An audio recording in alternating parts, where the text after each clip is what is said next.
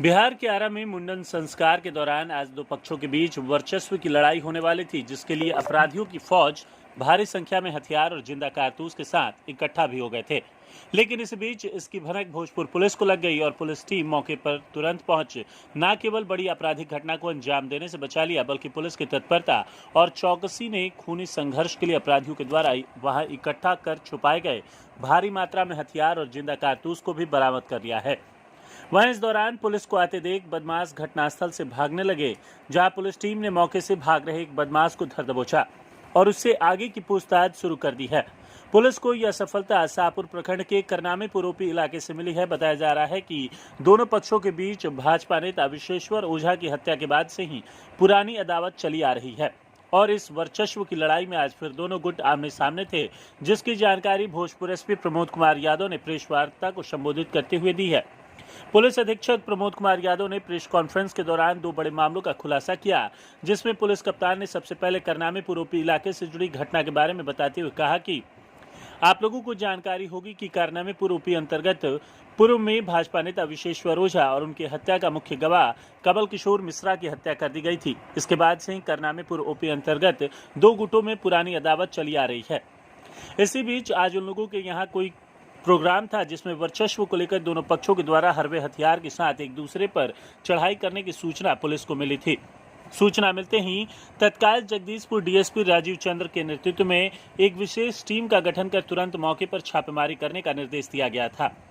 जहां police team को आते देख बदमाश भागने लगे। इस दौरान पुलिस ने एक पक्ष के भाग रहे करनामेपुर के सोनबरसा गांव निवासी आसनंद यादव के बेटे धनजी यादव को गिरफ्तार कर लिया है, जबकि पुलिस ने घटनास्थल पर दोनों पक्षों के द्वारा छुपा कर रखे गए एक लाइसेंसी राइफल, एक देसी निर्मित बंदूक और 68 जिंदा कारतूस को बरामद कर लिया है। वहीं पुलिस को आते देख अन्य अपराध कर्मी अंधेरे का फायदा उठाकर मौके से फरार हो गए हैं, जिन्हें शिनाख्त कर पुलिस गिरफ्तार करने में जुटी हुई है। वहीं सुनील मिश्रा की भी पुलिस काफी सरगर्मी से तलाश कर रही है, जिसके लिए लगातार छापेमारी अभियान भी चलाया जा रहा है।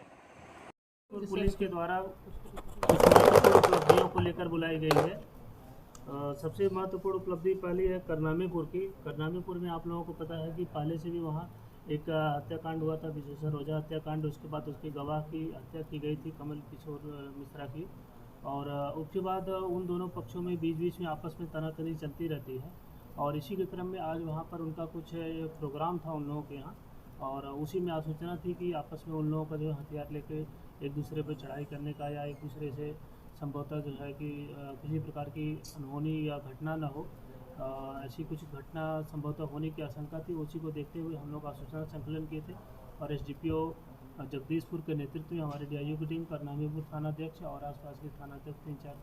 थानाध्यक्ष, उन लोगों ने आपस में जो है अपनी रात में रेड किया और रेड करने के क्रम में कुछ अन्य वहाँ पर अपराधियों के छिपे होने की आशंका थी, लेकिन संभवतः पुलिस की गाड़ी देखते हुए अंधेरे का फायदा उठा के कुछ अपराधी निकल गए। और लेकिन मौके से जो है एक आसनंद यादव हैं, उनके यहाँ से जो है एक देसी राइफल, ये जो संभवतः मुंगेर की बनी हुई होगी, और इनके पास से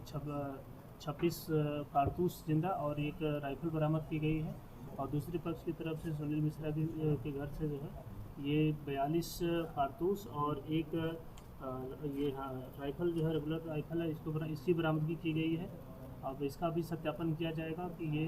कहाँ से कैसे वहाँ पर पहुँची थी, और हालांकि वहाँ मौके से कोई सूचना नहीं दी गई थी कि कहाँ से ये इनके पास हथियार आया है। उसमें एक आसनंद यादव का लड़का धनजी यादव को गिरफ्तार किया गया है, जो एक पक्ष का है, और दूसरे पक्ष के जो सुनील मिश्रा है उनकी तरफ से जो हथियार बरामद हुआ है, और इनको अभी नामजद किया जा रहा है और जिसका हथियार भी होगा उसका नामजद किया जाएगा, क्योंकि वो लोग अभी फरार हैं। तो इस तरीके से भोजपुर पुलिस की एक महत्वपूर्ण उपलब्धि रही और संभवतः किसी अनहोनी या घटना होने से पहले जो है रोक दी गई है, और आगे के लिए उस क्षेत्र में हमने सतर्कता और गश्ती बढ़ा दी है, और जो भी उससे संबंधित अपराधी हैं उनकी गिरफ्तारी के लिए हम लोग लोकेट कर रहे हैं और जल्द ही उनकी गिरफ्तारी सुनिश्चित की जाएगी। सर, विश्वेश्वर ओझा से क्या रिलेशन बताया? देखिए, ये दोनों पक्ष वहाँ पर आप लोगों को पहले से संवेदित है कि दो पक्ष हैं आपस में, जो है पहले की कुछ राजनीतिक लड़ाई या अन्य बातों को लेकर आपस में कुछ हत्याएं हुई हैं, और उसके बाद दोनों पक्षों में आपस में तनातनी लगातार बनी रहती है। उसी को लेकर बीच बीच में ये लोग अपना हथियार का प्रदर्शन करते हैं या एक दूसरे को कई बार चढ़ाई करने की कोशिश करते हैं, और उसी क्रम में सूचना मिली थी तो दोनों तरफ से जो है एक राइफल और ये जो इतनी टोटल 68 कारतूस जो है दोनों पक्षों को मिलाकर बरामद किए गए हैं। आगे अभी हमारा अनुसंधान चल रहा है, हम लोग छापामारी कर रहे हैं कि 2-4 लोग जो वहाँ से भागे थे वो कौन अपराधी थे, कहाँ से आए थे, उनकी जल्दी गिरफ्तारी सुनिश्चित की जाएगी। आपने सुना होगा गुरुकुल, लेकिन अब देखने को कहाँ मिलता है। परंतु आज भी कहीं कहीं ऐसा विद्यालय है जहाँ पर गुरुकुल की परंपरा देखने को मिलती है, जहाँ पर संस्कार और अनुशासन कूट कूट कर भरे हुए हैं। आरा में मझुआ स्थित संभावना आवासीय उच्च विद्यालय इसका जीता जागता उदाहरण है, जहाँ पर शिक्षा के साथ साथ संस्कार और अनुशासन बच्चों के अंदर कूट कूट कर भरे जाते हैं, जहाँ पर बच्चों के अंदर आत्मनिर्भरता और सादगी के गुण पिरोए जाते हैं।